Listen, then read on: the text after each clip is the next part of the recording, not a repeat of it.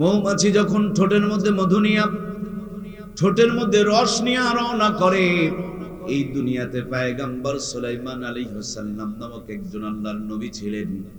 একসাথে আল্লাহ তাআলা নবুয়ত এবং বাদশাহী তিনের দান করেছিলেন। তিনি সমস্ত মাখলুকাতের ভাষা বুঝতেন।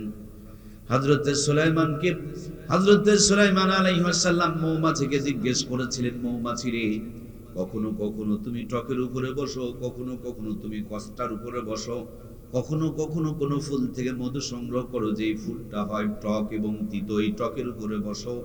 এই কষ্টার টকগুলোকে নিয়ে বাসায় যখন রওনা করো, তখন তোমার ঠোঁটের এই কষ্টার টকগুলো বাসায় যাওয়ার আগে কি করে মধু হয়ে যায়, তুমি কি আমাকে একটু শোনাইতে পারো? মৌমাছি বলেন, পয়গম্বর সুলাইমান, আল্লাহর পরে একজন নবীর শান মান আর মর্যাদা আছে, যিনি আপনার পরে এই জগতে আগমন করবেন। তিনি হলেন মুহাম্মদুর রাসূলুল্লাহ সাল্লাল্লাহু আলাইহি ওয়াসাল্লাম। আমরা ঠোঁটের মধ্যে রসগুলো নিয়ে যখন রওনা করি, আমরা রওনা করার সাথে সাথে আমাদের মুখের মধ্যে গুনগুন গুনগুন করে মুহাম্মদুর রাসূলুল্লাহর প্রতি দরুদ ও সালাম করি।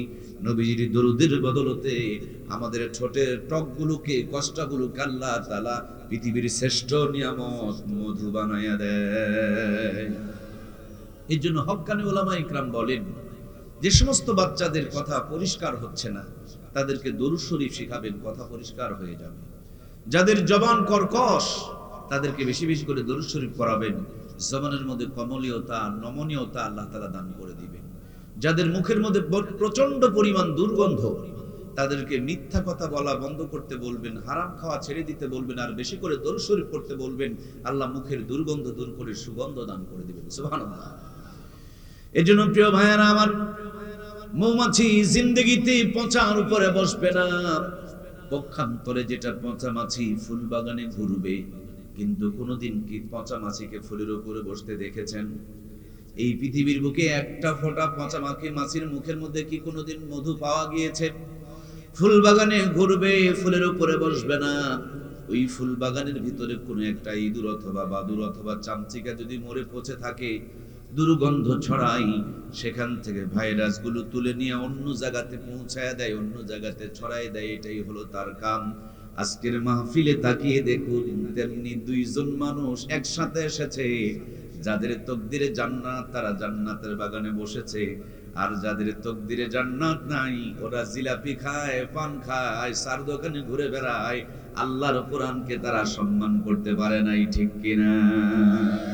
আল্লাহর কোরআনের মাহফিল থেকে আমরা প্রার্থনা জানাই, আল্লাহ এই কোরআন যেন আমাদের জন্য নাজাতের জড়িয়া সুপারিশকারী বানিয়ে দেয়। বলুন আমিন। আলোচনার মূল সাবজেক্ট যেটুকু আমি আলোচনা করতে চাই, এই মাদ্রাসার দরকার কেন? মাদ্রাসার দরকার এই জন্য যে আমাদের সন্তানগুলোকে মাদ্রাসায় দিয়ে আমরা ইমানদার বানাবো, তার জন্য মাদ্রাসার দরকার। কথা কি বোঝা যায়? আল্লাহ আমাকে 3টা ছেলে দিয়েছেন। আমার ছোট্ট বাচ্চাটার বয়স সম্ভবত 50 দিনের কাছাকাছি হয়েছে। আমার বেগম বলছেন যে বাচ্চাটারে টিকা দেওয়া লাগবে। আমি বললাম পরে দিলে কি হবে না? তো উনি বলছেন যে এখনই দেওয়া লাগবে, এটার একটা ডোজ আছে, মেয়াদ আছে, টাইম আছে। আমি বললাম যে টিকা দিলে যে জ্বর হবে? তো উনি বলছেন জ্বর হলে জ্বর ভালো হবে। তা আমি বললাম কষ্ট দিয়ে টিকা দেওয়ার দরকার কি? উনি আমাকে বুঝিয়ে বললেন যে আগে যদি টিকা দেওয়া যায়, মরার আগ পর্যন্ত ওই 6টা রোগ হওয়ার আর সম্ভাবনা নাই। আমার কথা কি বোঝা যায় ভাই? আপনারা টিকা দিয়েছেন তো ইনশাআল্লাহ? ছেলে মেয়েদেরকে টিকা দেওয়ার নাই? এলাকায় টিকা কেন্দ্র নেই? তাহলে এলাকায় যদি টিকা কেন্দ্র থাকে, টিকা দেওয়ার জন্য, এলাকায় ইমানদার বানানোর জন্য এই মাদ্রাসাগুলো দরকার মনে হয় নাই? আমার প্রিয় ভাইয়েরা, এলাকার ইটের ভাড়াগুলো আছে, বিল্ডিং বানাবো, রাস্তা বানাবো, ব্রিজ বানাবো, তার জন্য ইট লাগবে। ইট বানানোর জন্য ইটের ভাটারা যেমন দরকার, এলাকার সন্তানগুলো যেন নাস্তিক না হয়, মুরতাদ না হয়, দাঁড়িয়ে প্রসাব যেন না করে, বাবা মার সাথে খারাপ আচরণ যেন না করে, ইসলামের বিরোধিতা যেন না করে। এই জন্য মুসলমানের ঘরে জন্ম নিলেই শুধু মুসলমান হয় না, ওই মুসলমানের সন্তানগুলোকে ইমানদার বানানোর জন্য এই কোরআনের ফ্যাক্টরিখানা দরকার আছে না? না, এটা কোন কিতাব, কোন কালাম, কোন বাণী, এমন একটা দামি নিয়ামত আল্লাহ যেখানে যেমনি যেভাবে যতটুকু যার সাথে এই কোরআনের ছোঁয়া লাগাইছে, প্রত্যেকটা জিনিসের শান, মান, মর্যাদা, মর্তবাকে আল্লাহ তাআলা বাড়িয়ে দিয়েছে। সুবহানাল্লাহ। আজ আপনারা জানেন রজবের 25 তারিখ আজকে আমরা অতিক্রম করছি, আগামীকাল 26 তারিখ, আর সন্ধ্যা সূর্য ডোবার সাথে সাথে শুরু হয়ে যাবে 27 তারিখ। আর 27 তারিখ মানে আমরা অনেক মুসলমান জানি, অনেকেই জানি না যে এটা হলো শবে মেরাজের রাত। এই মেরাজের রাত্রে মা বোনেরা বেশিরভাগ জিজ্ঞেস করে থাকে যে মেরাজের নামাজ কয় রাকাত, কোন সূরা দিয়ে পড়তে হবে, কেমনে পড়তে হবে। এর নির্ধারিত কোনো ইবাদত, নির্ধারিত কোনো সূরা নাই, নির্ধারিত কোনো নীতি নিয়ম নাই, কিন্তু এই রাতটা বড় বরকতময় এবং ফজিলতপূর্ণ রাত। সুবহানাল্লাহ বলেন। আল্লাহ তাআলা উম্মতে মুহাম্মাদীর জন্য দামি দামি গুরুত্বপূর্ণ বরকতপূর্ণ 5টা রাত দান করেছেন। কয়টা একটু দয়া করে আমার সঙ্গে বলুন। 1 নম্বর রাত হলো এই সবে মেরাজের রাত, আগামীকাল দিবাগত রাত। এই রাতটা বরকতপূর্ণ, কারণ এই রাতের মধ্যে আল্লাহ তার প্রিয় বন্ধুকে মেরাজ করিয়েছেন। সুবহানাল্লাহ, সুবহানাল্লাযী আসরা বিআবদিহি লাইলাম মিনাল মাসজিদিল হারাম ইলাল মাসজিদিল আকসাল্লাযী বারাকনা হাওলাহু লিনুরিয়াহু মিন আয়াতিনা ইন্নাহু হুয়াস সামিউল বাসীর। আল্লাহু আকবার। আল্লাহ তাআলা মিরাজ সম্বন্ধে আয়াতের মধ্যে আলোচনা করেছেন। আমরা বিস্তারিত আলোচনা করতে গেলে কোনো গোনা মাথা শেষ করতে পারবো না। মূল কথা হলো এই রাত্রে মিরাজ হয়েছে, নবীর জীবনে মিরাজ হয়েছে 1 রাত, মিরাজ হয়েছে সামান্য একটু টাইম, কিন্তু এই মিরাজের সময় ছিল 27 বছর। সুবহানাল্লাহ। কত বছর?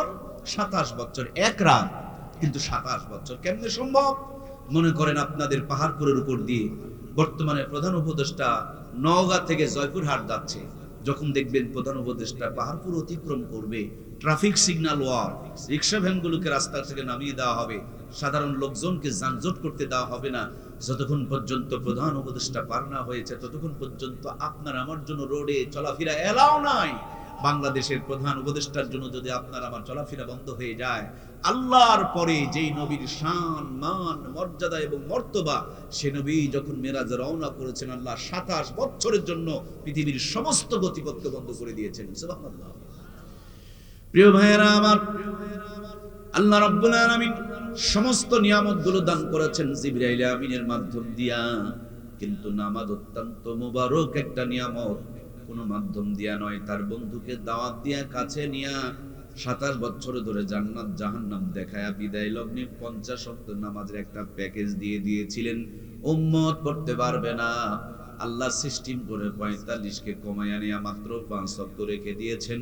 আমার আল্লাহ জানিয়ে দিয়েছেন, বন্ধু তোমার উম্মত যদি 5 ওয়াক্ত নামাজ পড়ে, 5-এর সাথে 0 যোগ করে প্রতিদিন আমলনামার মধ্যে 50-এর সওয়াব দিয়ে দিবেন কে?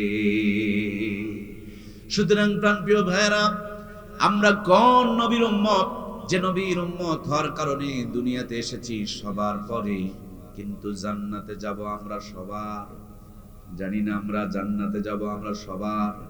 আমাদের আগে কি কোন নবীর উম্মত জান্নাতে যেতে পারবে? কোন নবীর উম্মত আমাদের আগে জান্নাতে যেতে পারবে না। আমি নবীর উম্মত, যে নবীর উম্মত হওয়ার কারণে দুনিয়াতে আমরা বাঁচবো সব চাইতে কম, কিন্তু নেকি কামাই করব আমরা সব চাইতে। বলুন না, সব চাইতে।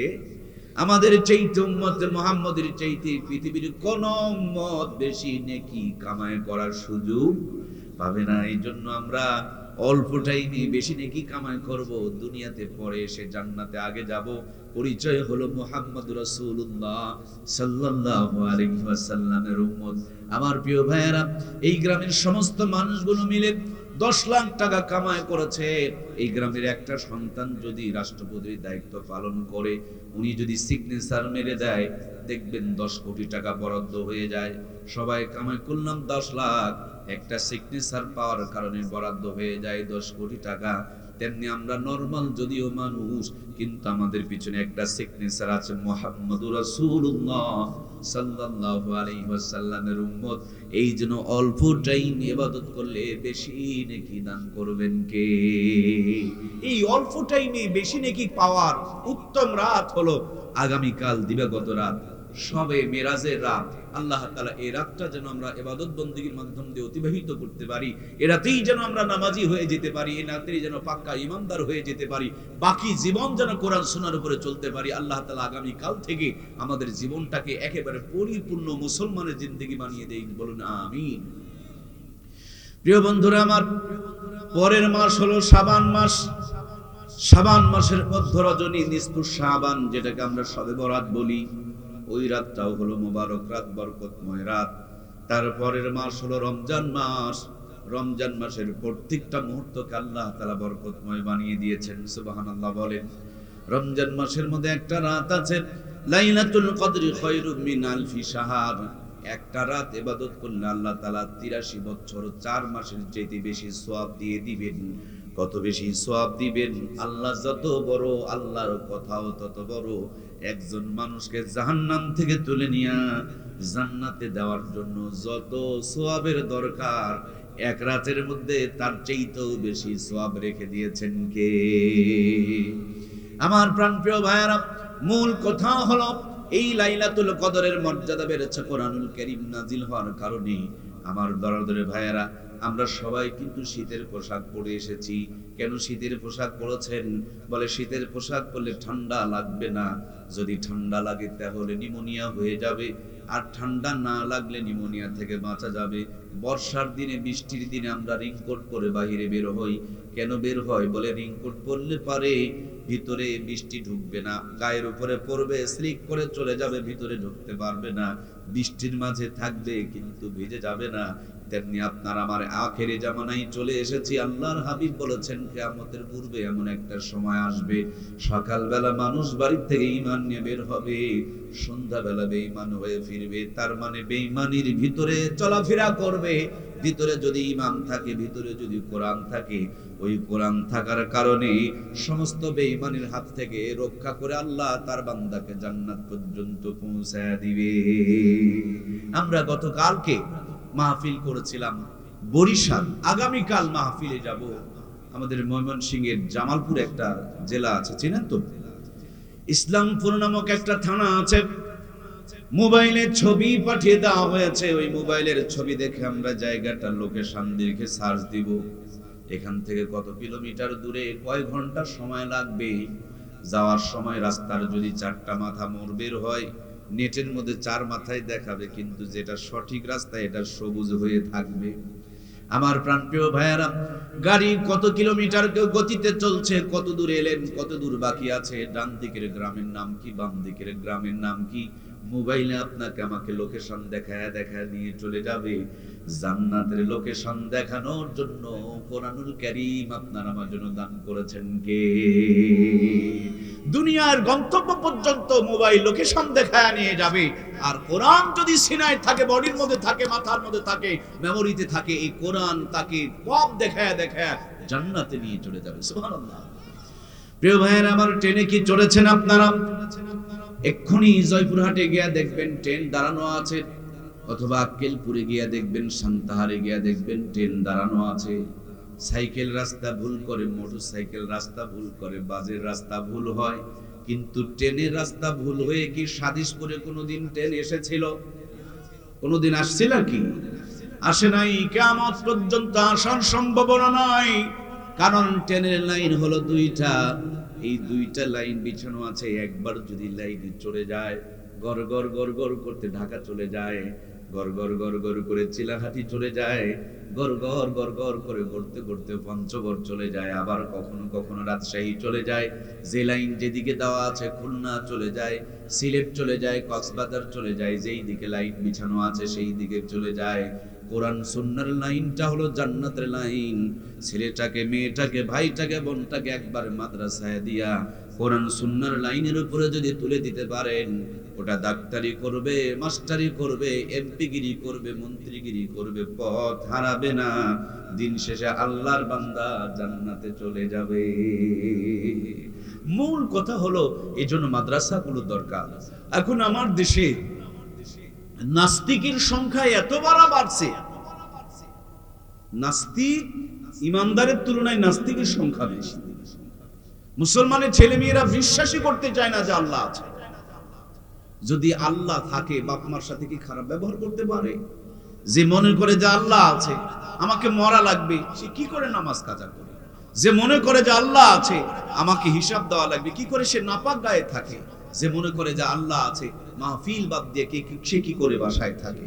আমার প্রিয় ভাইয়েরা, নাস্তিকের সংখ্যা ব্যাপক পরিমাণ বেড়ে গিয়েছে। মূল কারণ হলো আমাদের সন্তানগুলোকে টিকা না দিলে যেমন রোগে আক্রমণ করবে, শীতের পোশাক না পরলে যেমন নিউমোনিয়া হবে, বৃষ্টির দিনে রিংকোট না পরালে যেমন ভিজে স্যাপসাপা হয়ে যাবে, সেম কায়দায় কোরআন সুন্নাহ আমাদের সন্তানগুলোর ভিতরে না দেওয়ার কারণে এরা এই ফিতনার জামানায় পড়ে ফিতনায় হাবুডুবু খেতে খেতে ঈমান হারা এখন বেঈমান মুসলমানের ঘরে বসবাস করছে, ঠিক কি না?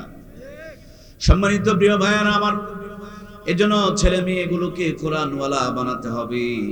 কারণ আপনার যদি 10 কোটি টাকার জমির একটা দলিল থাকে, 10 কোটি টাকা, দলিলটা যদি জমিনে পড়ে থাকে, এই দলিল তুলে নিয়ে কেউ চুমা খাবে না। পক্ষান্তরে কোরআনুল কারীমের একটা আয়াত যদি কোনো কাগজের উপরে লেখা থাকে, সত্যি করে বলুন তো দেখি, মুসলমানের সন্তান কি ওই আয়াতটার উপরে পা দিয়ে যাইতে পারে?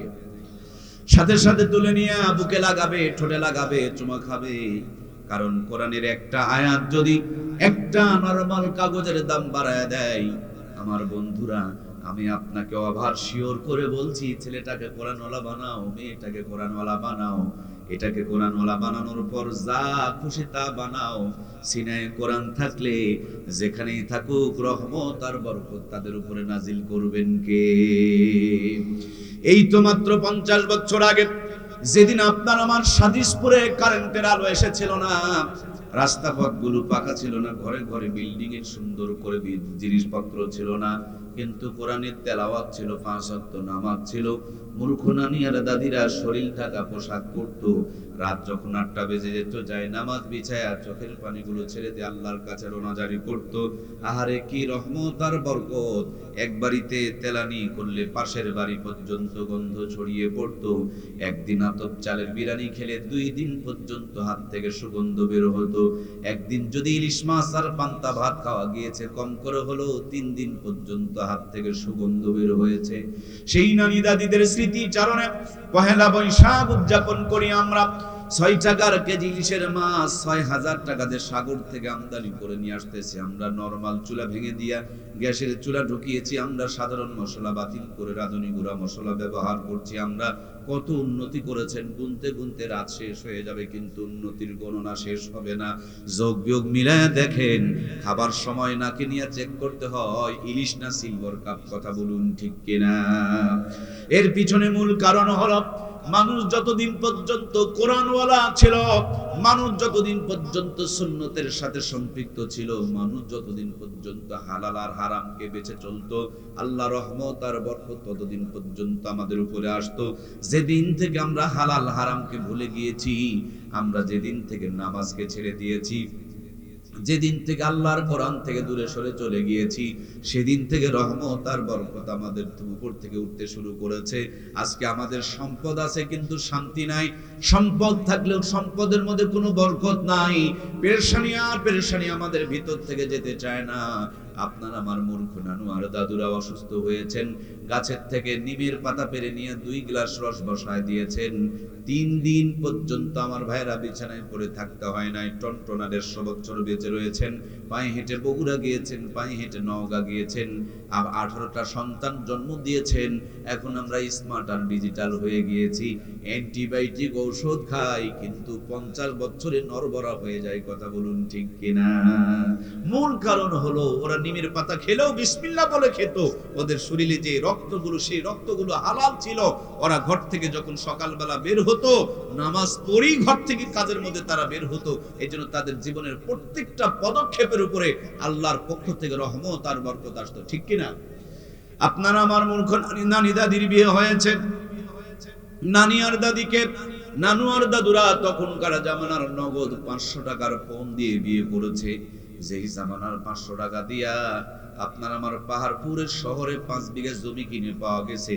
5 বিঘা জমির মূল্য দিয়া যেই নানি দাদিকে বিয়ে করা হলো, ওই নানি দাদি কোনো MA pass BA pass degree পারছিল না, কিন্তু নানি দাদির পেট ঢাকা ছিল, নানি দাদির মাথার মধ্যে ঘোমটা ছিল, নানি দাদি ফুল হাতা জামা পরতো। সেই নানি দাদির পেটে 12টা 18টা 15টা সন্তান জন্মগ্রহণ করেছিল। একটা নানি দাদিকেও কসাইখানা নিয়ে পেট চিরে বাচ্চা বের করার দরকার পড়ে। সব কটা সন্তানকে বুকের দুধ খায় লালন পালন করেছে। কোটার দুধ তো ছিলই না, গাভীর দুধের দরকার পড়তো না, সবগুলোকে বুকের দুধ খায় লালন পালন করেছে। এখন স্মার্ট আর ডিজিটাল জামানা, মায়েরা বুকে কাপড় রাখতে চায় না, পর্দার ধার ধারতে চায় না। পেটে বাচ্চা আসার পর ইসিজি এক্সরে আলট্রাসাউন্ড শুরু হয়ে যায়, কিন্তু পেটের মধ্যে কাপড় নাই, বুকের মধ্যে ওড়না নাই, মাথার মধ্যে কোনো ঘোমটা নাই। এজন্য 70 থেকে 80% মা বোনকে কসাইখানা নিয়ে পেট চিরে চিরে বাচ্চা বের করতে হয়। বুক আছে কিন্তু কাপড় দিয়া ঢাকা নাই, বুকের থেকে বাচ্চা দুধ পায় না। কোটার দুধ খাওয়া লালন পালন করতে হয়। যদি জানোয়ারের দুধ খাওয়া সন্তান লালন পালন করতে হয়, দেখবেন তার মধ্যে ভালোবাসা বিরাজ করে না। এই জন্য বুড়া বয়সে বাপ মাকে বৃদ্ধাশ্রমে ফেলে আসতে চায়। কথা বলুন ঠিক কিনা? এই জন্য প্রাণপ্রিয় ভাইয়েরা আমার, মূল কথা হলো সন্তানগুলোকে কোরআনওয়ালা বানান। এই কোরআনুল কারীম যেখানে যেভাবে যার সাথে লেগেছে, প্রত্যেকটা জিনিসের সম্মান মর্যাদাকে আবার আল্লাহ তাআলা বাড়ায় দিয়েছে। আপনি মনে করেছেন আমার আলোচনাগুলো শুনবেন, বুঝবেন, তারপর আপনি আপনার সন্তানকে মাদ্রাসায় পড়াবেন না। আমি জানি কেন আপনি মাদ্রাসায় পড়াবেন না। আপনি এই কারণে মাদ্রাসায় পড়াবেন না যে মাদ্রাসায় পড়লে মনে হয় ভাত পাবে না। আমি চ্যালেঞ্জ করে বলবো, মাদ্রাসায় ভালো করে পড়ায়া দেখেন, ভাত খাওয়া লাগবে না, বিরিয়ানি খাওয়ার ব্যবস্থা করে দিবেন কে? এখন যে বাংলাদেশে মিজানুর রহমান আজহারি, মামুনুল হক, খালেদ সাইফুল্লাহ আইয়ুবী নাম শুনেছেন তো এদের? ওরা যদি আমাদের পাহাড়পুরে আসে, বলুন তো কোন ময়দান আছে জায়গা দেওয়া যাবে? যাবে যাবে? পাহাড়পুর তো দূরের করার কথা, রাজশাহীতেও জায়গা দেওয়া যাবে না। এক একটা মাহফিলে যাচ্ছেন 20 লাখ অধিক মানুষ। পটুয়াখালীতে বর্তমানে তিনি গিয়েছেন, জনগণে বেসুমার। উনি রাষ্ট্রপতি নয়, এমপি নয়, মন্ত্রী নয়, তিনি শুধু একটা কোরআনের সাথে ভালো সম্পর্কওয়ালা মানুষ। কথা বলুন ঠিক কিনা? তিনি যদি আপনার আমার পাহাড়পুরে আসে আর কোনো চার দোকানে যদি বসে, দোকানদার যদি মুসলমান হয়, মুখে দেখে যদি চিনতে পেরে ফেলে দেয় মামুনুল হক অথবা মিজানুর রহমান আজহারি, খালেদ সাইফুল্লাহ আইয়ুবী, দোকানদার চা খাওয়ার পর বিল নেবে। যদি রিকশায় চলে, রিকশাওয়ালা ভাড়া নেবে। যদি পান খায়, আপনার দোকান থেকে যদি পান খায়, পানওয়ালা তো টাকা নেবে। কথা বলছেন না কেন? আমার প্রিয় ভাইয়েরা, এই সম্মান একদিনের জন্য নয়, যতদিন বেঁচে আছেন ততদিন এই সম্মান আর মর্যাদা আল্লাহ তাআলা দান করেছেন। সুবহানাল্লাহ বলেন। ওরা মনে করেছিল আলেমরা ভাত পাবে না, এখন আলেমরা ভাত খায় না, বিরিয়ানি খায়, হেলিকপ্টারে বাংলার জমিনে ঘুরে বেড়ায়। এই জন্য নাস্তিকদের জ্বালা পোড়া শুরু হয়ে গিয়েছে, ঠিক কিনা? আমার প্রাণপ্রিয় ভাইয়েরা, এখান থেকে আমার বাড়ি অনেক দূরে নয়, এই তো পাশে চকচান্দিরা আমার গ্রামের বাড়ি। আল্লাহ তাবারক তাআলা দেশ দেশান্তরে ঘুরাইতেছেন, যে গ্রামে এখনো পর্যন্ত পাকা রাস্তা যায় নাই। কয়েকদিন আগে কারেন্টের লাইন দিয়েছে, কারেন্টের আলো গিয়েছে। আমার রব আমাকে 14 বার পবিত্র হজ করিয়েছেন। এবার 15তম হজের জন্য প্রস্তুতি গ্রহণ করছি। শতাধিকবার আল্লাহ তাআলা উমরায় নিয়েছেন। কম করে হলেও 1000 বার বিমানে চড়েছি। আমার গ্রামের অনেক মানুষ আছে যারা জীবনে এখনো বিমান চোখ দিয়ে দেখে নাই, অথচ 1000 বার বিমানে চড়েছি। মূল কথা হলো আমি কে? আমি একজন রাজমিস্ত্রির সন্তান। আমার এই সম্মান, এই মর্যাদা, এর পিছনে মূল কারণ হলো আল্লাহর কোরআনের সাথে একটু ভালোবাসা তৈরি হয়ে গিয়েছে। এই জন্য আমার মতন অজপাড়া গ্রামের একজন মানুষকেও রাজকীয় মর্যাদা দিয়ে লালন পালন করছেন কে? এজন্য বন্ধুরা আমার মূল মেসেজটা হলো সন্তানকে কোরআনওয়ালা বানাও।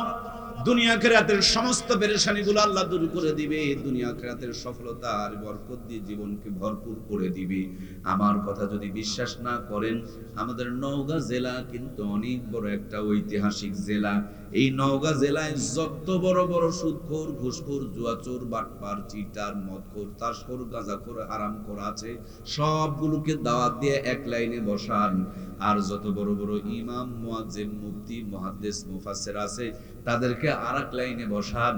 আজকে আপনাদের মাদ্রাসার আলু ঘাটির বড় মজা হয়েছে, 2 লাইনে আলু ঘাটির খাবার দিয়ে দেখেন, হারামখোরেরা হাফ প্লেট নিয়ে নাড়াচাড়া করবে, আর ইমাম সাহেবের কোরআন তেলাওয়াত করা, দরুদ শরীফ পড়া, আর জিহ্বার ধারই আলাদা। আলু ভর্তা দিয়েও চোখের পলকে 3 প্লেট তুলে ছাড়বে। কথা বলেন ঠিক কিনা? হারামখোরেরা হুজুরের সমান খাওয়া পারবে?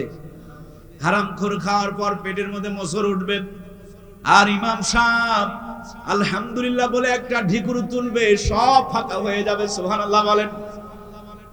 আপনি যদি আবার দোকানে নিয়া, পাহাড়পুর বাজারে নিয়া রুটি আর পোড়া মুরগি বরাদ্দ করেন, দেখবেন আবার হুজুর 4টা রুটি বসাইছে। সুবহানাল্লাহ কোন শেষে যদি বলেন হুজুর বৃষ্টি হলে কেমন হয়, বলে এটা তো সুন্নত, আবার হাফ কেজি খায়। সুবহানাল্লাহ কয় না।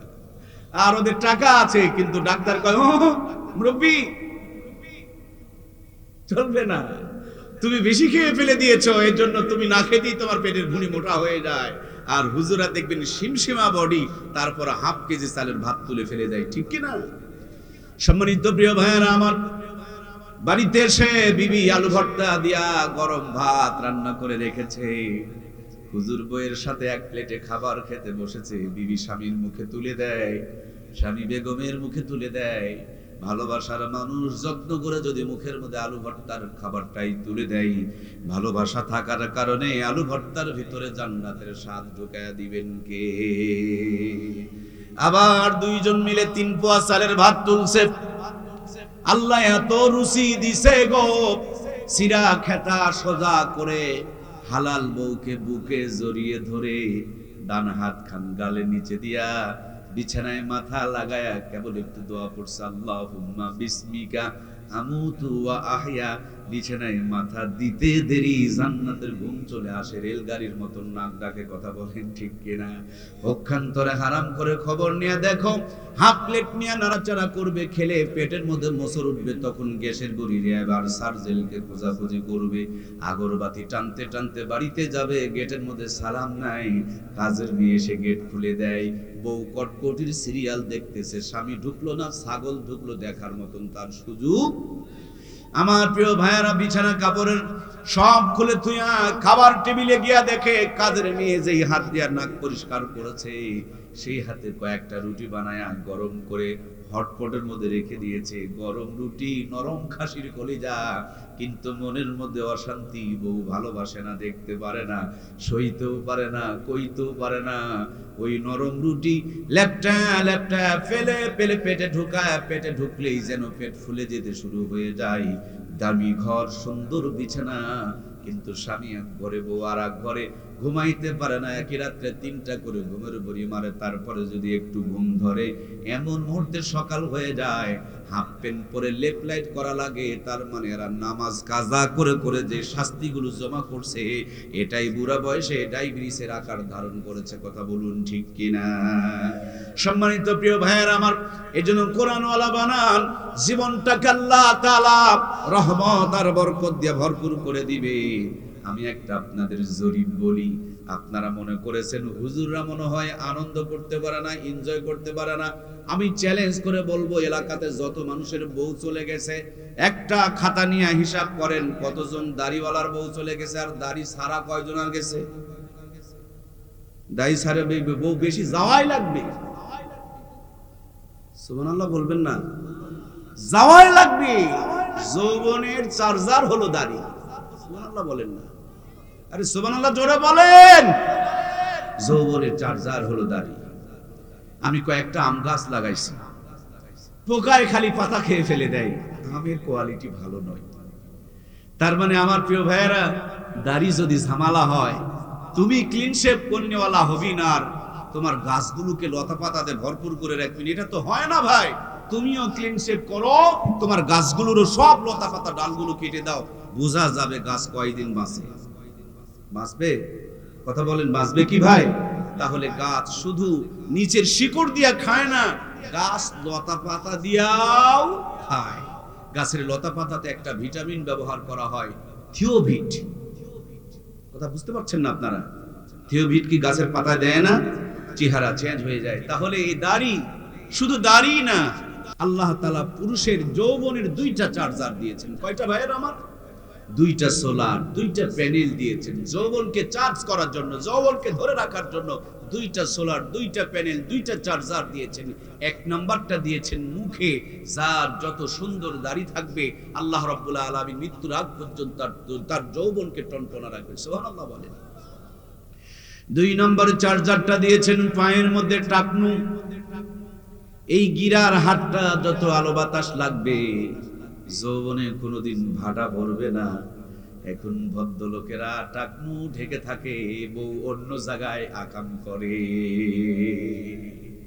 এজন্য বেশি ভদ্রলোকই করবেন না। ইসলামী আপডেট, ইসলামের চাইতে আপডেট পৃথিবীতে কোনোদিন কিছু আসে নাই, কিয়ামত পর্যন্ত আসার কোনো সম্ভাবনাও নাই। ইট না বানিয়ে যদি বড় বিল্ডিং বানান, ওখানেই ভেঙে পড়বে, ওখানেই কবর হবে, ঠিক কিনা? এর জন্য ডাক্তার, মাস্টার, ইঞ্জিনিয়ার, এমপি, মন্ত্রী, রাষ্ট্রপতি সব হবে। সব বানানোর আগে ইমানদার বানাতে হবে। এই মেসেজটা কি বোঝা গিয়েছে?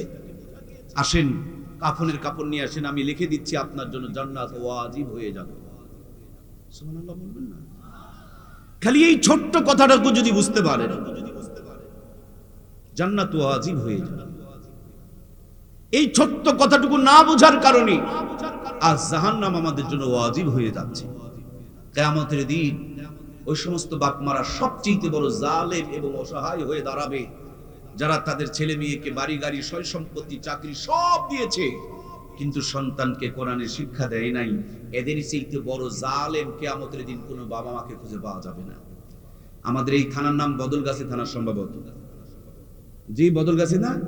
অল্প কিছুদিন আগে এক ছেলে, বাবা শিক্ষিত মানুষ ছিল, একটাই ছেলে, দেশের সব লেখাপড়া করাইছে, করায় বিদেশ থেকে পিএইচডি বিএসডি করে বিশাল ডিগ্রি নিয়ে ছেলে বাড়িতে আসতেছে। বাবা খবর শুনে হার্ট স্ট্রোক করছে, আনন্দে হার্ট স্ট্রোক করে ফেলছে। ছেলে আসার আগে বাপ মারা গেছে, লাশ রেখে দিয়েছে। ছেলে আসার পর জানাজার নামাজে দাঁড়ায়া 2-3 মিনিট ধরে কাঁদতেছে। কান্না যখন একটু সংবরণ হয়েছে, তাকে বলা হচ্ছে, বাবা কান্না করছো কেন? সে চিৎকার করে কেঁদে উঠে বলে, আব্বা তুমি দেশেরটাও পড়াইলা, দেশের বাহিরেরটাও পড়াইলা, আজকে আমি আন্তর্জাতিক পরিমণ্ডল থেকে শিক্ষিত বলে স্বীকৃতি প্রাপ্ত, কিন্তু বাবা তোমার জানাজাটা তো আমি পড়াইতে পারলাম না, তোমার জানাজাটা তো আমি পড়াইতে পারলাম না। পৃথিবীর মানুষ আমাকে সর্বোচ্চ শিক্ষিত মনে করছে, কিন্তু আমি মনে করছি পৃথিবীর সবচেয়ে আমি নিকৃষ্ট, ঠিক কিনা? এই জন্য প্রিয় ভাইয়েরা, আমরা মরে গেলে আমাদের সন্তানরা জানাজার নামাজ পড়াইতে পারুক, এটাকে আমরা চাই। এই জন্য 1000 বছর পড়াতে হবে না। যে মাটিতে বসে আছেন, এই মাটি দিয়া আপনি চুলা বানাবেন, সারা জীবন আগুন জ্বালাবেন, দেখবেন চুলার মাটি পানিতে ফেলে দিলে গলে যাবে। কিন্তু এই মাটিকে সুন্দর করে খামিরা বানায়া, ইটের একটা ফার্মায় ঢুকায়া, রোদের মধ্যে কয়েকটা দিন শুকায়া, লিমিটেড টেম্পারেচার মেইনটেইন করে যখন ভাটায় তাপ দিবেন, আগে ছিল মাটি, ভাটার থেকে বের করার পর হয়ে গিয়েছে খাঁটি। আগে পানিতে ফেলে দিলে গলে যেত। আমার দরদের ভাইয়েরা, ভাটার থেকে বের করার পর ইটগুলো পানিতে ফেলে দিলে গলে যায়। দয়া করে একটু কথা বলুন, আল্লাহর দেওয়া জবানটা ব্যবহার করুন। পানিতে ফেলে দিলে গলে যায়, আরো শক্ত হয়, কারণ মাটি এখন খাঁটি হয়ে গিয়েছে। এই পৃথিবীতে অনেক মুসলমানের সন্তান মুখে মুখে স্লোগান দেয়, আলেমদের চামড়া তুলে নিব আমরা। আবার আমরা দেখেছি অনেক মুসলমানের সন্তান, আল্লামা সাঈদীর ফাঁসির যেই দিন রায় হয়েছে, সেদিন হাজার হাজার যুবকেরা নিজের জীবনকে উৎসর্গ করে দিয়েছে, ঠিক কিনা? তার মানে আমার প্রিয় ভাইয়েরা, যেটা কোরআনের ফরমায় পড়েছে, একবার যাকে ইমানদার হিসাবে তৈরি করা হয়েছে, ওইটা কোনোদিন পথভ্রষ্ট হবে না। কোনোদিন দেখেছেন কি কোন হুজুর পাঞ্জাবিটা ছেড়ে প্যান্টটা খুলে দাঁড়িয়ে প্রসাব করতে কি দেখেছেন? কোনোদিন কি দেখেছেন কোন ইমাম সাহেব তার বউকে নিয়ে বিউটি পার্লারে সারা চড়া সাজায়া 3 লাখ টাকার মোটরসাইকেলে চড়াইয়া ভু ভু করে তেল টানতেছে আর বউকে খালি ঘুরায় ঘুরায় দেখাইতেছে। জীবনে কি দেখেছেন? আমি অনেকগুলো বৃদ্ধাশ্রমে গিয়েছি, কোনো বৃদ্ধাশ্রমে কোনো আলেমের বাপ মাকে দেখতে পায় নাই। কারণটা হলো কোরআন যদি সিনায় থাকে এটা পথভ্রষ্ট হবে না। যেখানেই থাকুক, যে হালতেই থাকুক, গড়গড় গড়গড় করতে করতে ট্রেন যেমন ঢাকা চলে যায়, সিনায় কোরআন থাকলেই কোরআনওয়ালা আল্লাহর জান্নাতে চলে যাবে, কোনো সন্দেহ নাই। আমাকে যদি বলেন মুর্তজা ভাই, এদের সুন্দর সুন্দর কথাগুলো বলছেন, এই কথাগুলো কোথা থেকে আপনি পেয়েছেন, কোথা থেকে অর্জন করেছেন? আমি বলবো আমার কলিজার টুকরা দরদের ওস্তাদ আহমদ শফি সাহেব বারাকাল্লাহ, আল্লাহ তার জান্নাতি নূর দিয়া কবরকে ভরপুর করে দেখ, জোরে বলুন না আমিন। আমি আমার হযরতের কাছে হাঁটাজারিতে গিয়ে পড়েছি। আমার হযরতকে যদি বলেন আপনি কই পড়েছেন, তিনি বলবেন দেওবন্দে পড়েছি। দেওবন্দওয়ালাকে যদি বলেন কোথায় পড়েছেন, তিনারা বলবেন মদিনায় পেয়েছি। মদিনাওয়ালাদেরকে যদি বলেন কোথায় পেয়েছেন, তারা বলবেন সাহাবায়ে ইকরামের কাছে পেয়েছি। তাদেরকে যদি বলেন কোথায় পেয়েছেন, তারা বলবেন হযরত আবু বকর, ওমর অথবা হযরত ওসমান আলী রাদিয়াল্লাহু তাআলা আনহুম তাদের কাছে পেয়েছি। তাদেরকে যদি বলেন আপনি কই পেয়েছেন, তিনারা বলবেন মুহাম্মাদুর রাসূলুল্লাহ সাল্লাল্লাহু আলাইহি ওয়াসাল্লাম তার কাছে পেয়েছি। আমার নবীকে যদি বলেন নবী গো এই কোরআনুল কারীমটা আপনি কোথায় পেলেন, আল্লাহর নবী বলবেন গোটা দুনিয়া যখন অন্ধকারে ছেয়ে গিয়েছিল, আমি 40 বছর পর্যন্ত মানুষগুলোকে আলোকিত বানানোর চেষ্টা করেছিলাম। যখন ফায়দা হয় নাই, জাবালে নূরে হেরা গুহার মধ্যে বসেছিলাম, জিবরিল আমিন আমার কাছে এই কোরআনুল কারীম খানা দান করে গিয়েছেন। জিবরিল আমিনকে যদি বলেন আপনি কই পেলেন, তিনি বলবেন আমি আরশ আজিম থেকে নিয়ে এসেছি। আরশ আজিমকে যদি বলেন আপনি কই পেয়েছেন, তিনি বলবেন কিতাবুল্লাহ কালামুল্লাহ, যার কিতাব যার বাণী যার কালাম সে আল্লাহ তাবারক তাআলার কাছে পেয়েছি। তার মানে এক মাথার মধ্যে এই মাদ্রাসায় আপনার ছাত্রটা, আপনার ছেলেটা, আপনার বাচ্চাটা বসে থাকবে, আর আরেকটা মাথা গড়তে গড়তে চলতে চলতে মদিনা হইয়া জাবালে নূর দিয়া আল্লাহর আরশ আজিম পর্যন্ত পার করে খোদ আল্লাহ তাবারক তাআলা পর্যন্ত পৌঁছে গিয়েছে। এজন্য প্রিয় ভাইয়ের আমার, ইমানদার বানাতেই হবে, কোনো উপায় নাই। রোগ থেকে বাঁচানোর জন্য টিকা দিবেন, ঠান্ডা থেকে বাঁচানোর জন্য জ্যাকেট পরাবেন, বৃষ্টি থেকে বাঁচানোর জন্য রেইনকোট পরাবেন, কিন্তু জাহান্নাম থেকে বাঁচানোর জন্য কি কোরআনটা পরাবেন না? কি পরাবেন না? কারা কারা পরাবো? দুইটা হাত তুলে আমার আল্লাহকে দেখায়। লিল্লাহি তাকবীর।